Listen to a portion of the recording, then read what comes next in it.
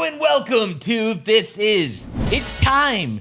We've never talked about it before, but we're going to reveal it here. There are some leaked images of the Switch 2 that are floating around. I will say that just right up top, we're not going to be showing these images because as friendly as Nintendo is, I feel like their legal department are a little hungry today. But so instead, we're going to do our best to describe the images, the specs, and what has been taking over the internet the last couple of days. I won't tell you that the images are out there on platforms that rhyme with edit. Let's start out with this. So the story is that a accessory company, a case company, whatever you want to call them, got their hands at, quote, great cost of a shell of the Switch 2. And this image looks pretty legitimate to me. Again, I will not link it. You can see the motherboard, you can see where the battery would go. And then alongside that, this company who spent apparently a lot of money to get this have then re-engineered the actual CAD file. So they basically tried to reverse engineer based on the shell. I keep seeing like some tweets of like, oh, renders of the, it's not a render, it's a CAD file. Yes, those CAD files are not 100% authentic because they are just measuring a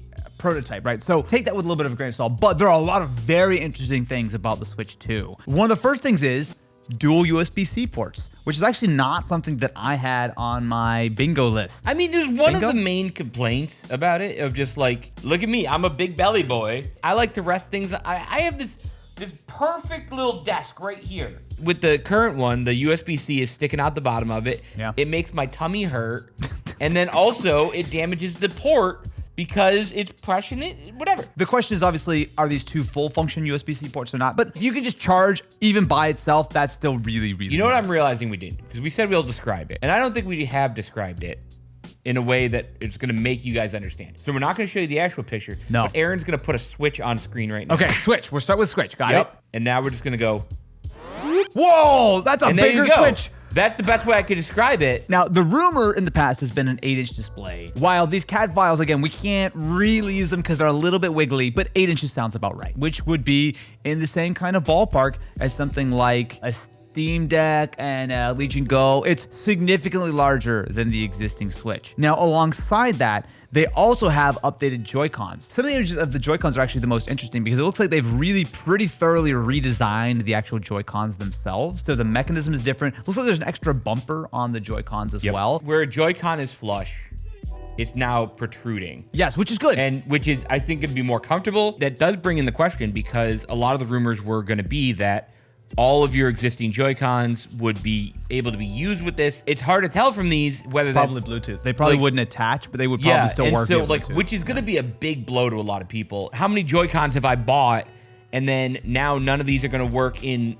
handheld mode? I don't want to have to rebuy these things if like, especially if there's stick drift. All we have is just renders and what the Joy-Con should look like. What's inside, we don't know, right? Is there HD Rumble 2? Is there Amiibo 3? We don't know that, right? But it does seem like the Joy-Cons are gonna be physically larger just because the entire console is bigger. Interestingly, at the exact same time, although from a different source, so take this one with a little extra grain of salt, we have a full list of all the components in the Switch, as well as what's actually in the box. Supposedly what will be in a box will be the console, left, right Joy-Con, and dock, which all makes sense. But then we have some details on the SoC, we have details on the RAM, and I actually want to talk a little bit about that because I think that's something that's interesting to me because there's some specs in here that are, I'm not gonna say surprising, but pleasant surprises. The dock should support HDMI 2.1, which is exactly what you've got on the existing 2020 consoles. I can't wait to be able to play my game at 720 480 FPS because that's the only way you're going to be utilizing HDMI 2.1 on this thing. Here's the thing though, theoretically the Switch will be capable,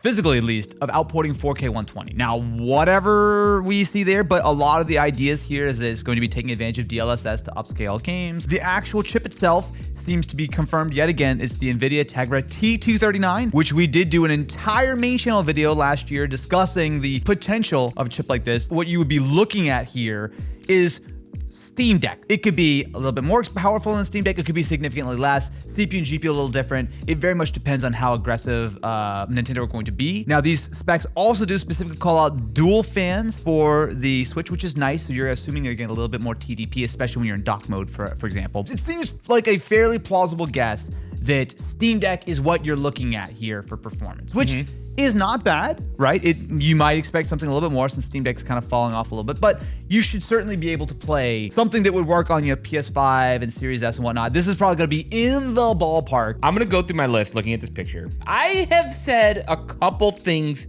that have been mean about Nintendo in the past. What? Name several examples. Well, here's what I'm going to do. I'm going to say a couple nice things. Is there something nice, Matt, about a Nintendo product? Looking at this shell, one, it does appear that it's going to be using cartridges again. In fact, the cartridge slot is the same. Yeah, I'm giving them the benefit of the doubt, but like physically, we should be able to have backwards compatible cartridges. I honestly wouldn't put it past Nintendo to have scrapped that. So that is a big plus in my book. It does look like there's a headphone jack, which is also good. It looks like, from what I could tell, the speakers that are going to be in there are going to be kind of beefy. Which makes sense. It's physically a larger console, so right? I know that, again, Nintendo games aren't known for their super high quality music. Choose your words carefully, my friend.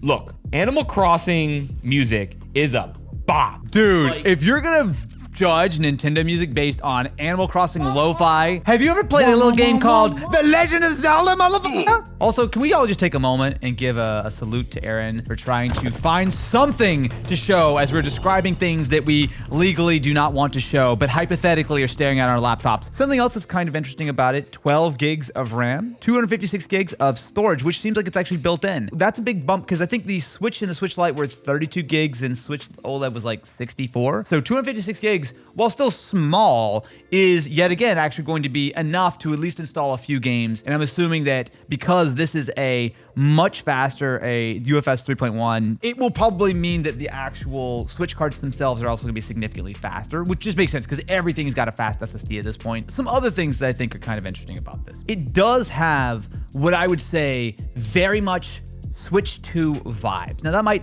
seem obvious, right? But I think there was a real question about what they would do. First of all, what they're going to call it, right? It might not be Switch 2. Yeah. It also just feels like it's a very safe evolution. Take the Switch, which obviously was tremendously successful, make it bigger, give it more performance, give it an extra USB-C port, improve the Joy-Cons. It is really just an upgraded version of the Switch. Now, for me, I'm perfectly happy with that. I want to dissect what you just said. Go for it. Because if you think it's like an S model upgrade. Yeah.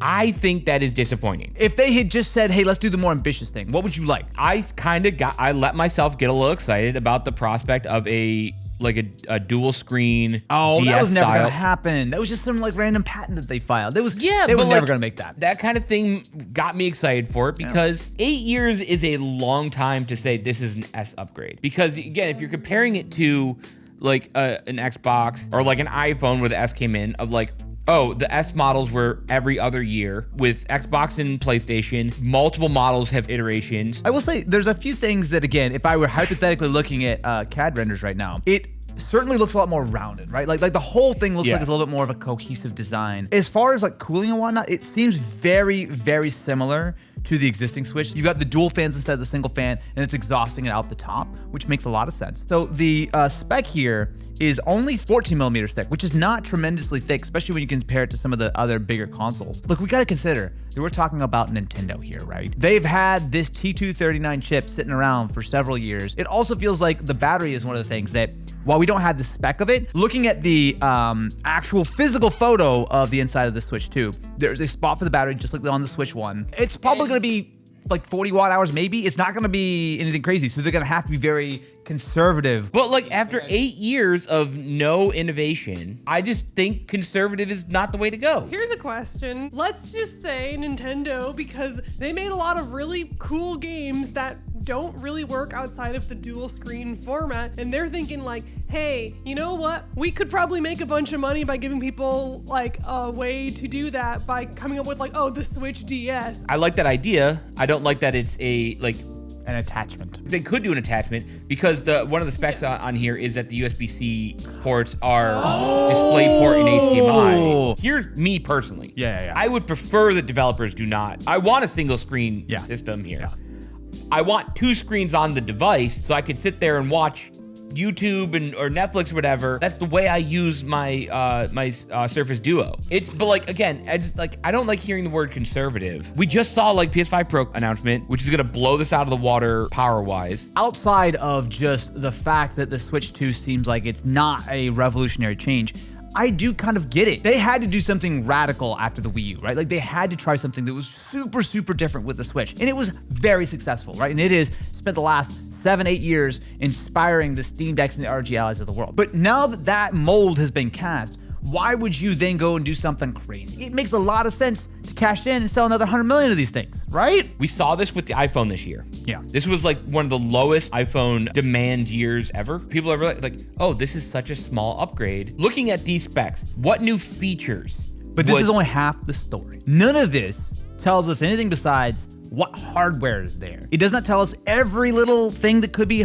lurking, whether it's some cool new NFC thing. Nintendo are quite good at coming up with goofy little gimmicks that turn out to be really nice. Whoa. Right? No, they're quite experienced at giving us goofy little gimmicks. Yeah. I would not say they were quite good at it. Every time when they come up with a gimmick, it launches and then it's abandoned from there. The Joy-Cons, like, how many things actually are using the motion controls on that? They make these as like the selling point of the devices. They're gonna have some special sauce, right? They're gonna have some interesting gameplay ideas. They're gonna have some interesting bits of software. This is just like if you could look at a car and decide how it drives, right? You can see what the hardware is, but you don't know how it drives until you actually drive it. If you know the engine that's in that car, yeah, you can know make what it can't do. You can make an estimate about how fast or slow it is. We know that this is not gonna be able to do what a PS5 Pro can do. No one ever thought that Nintendo were gonna bring out a unbelievably powerful Switch 2. Like that was never, ever gonna happen. Right. But here's the difference. With PlayStation, with Xbox, when they come out with a Pro,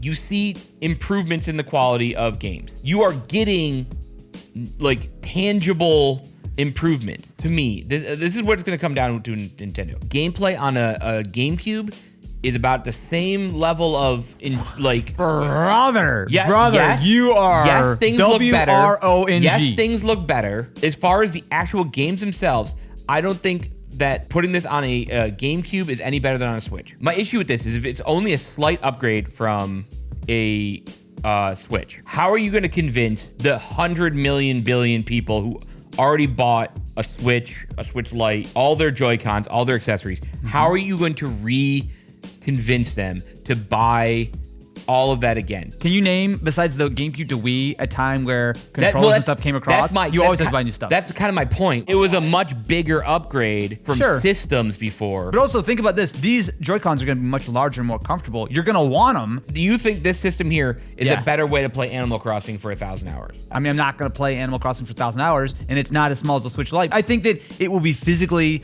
nicer to hold if you have big boy hands, and it also hopefully will be a more secure mechanism. The way this attaches looks like it's been substantially improved compared to the original Joy-Cons, which were fine, but always felt a little wiggly to me. There's one thing I want to talk about too. Yeah. Of the studio that announced the game coming to Switch 2. That takes a lot of wind out of Nintendo's sails. We're coming to a future unreleased Nintendo product. Yep. And they're like, no, you're not. That tells consumers, hey, I should stop buying a regular Switch. Nintendo have already said that the upcoming Switch is coming in this fiscal year, right? Like by the time that March rolls around, Nintendo have already promised that we're going to see this thing, right? It is very, very close at hand. Let us know what you think about the Switch 2 in the comments below. If you're on the Nintendo legal team, sorry. We're just looking at hypothetical images that are shared on Edit and Itter. Like, follow, subscribe, and stay tuned because the state of gaming, my friends, that's what's for dinner.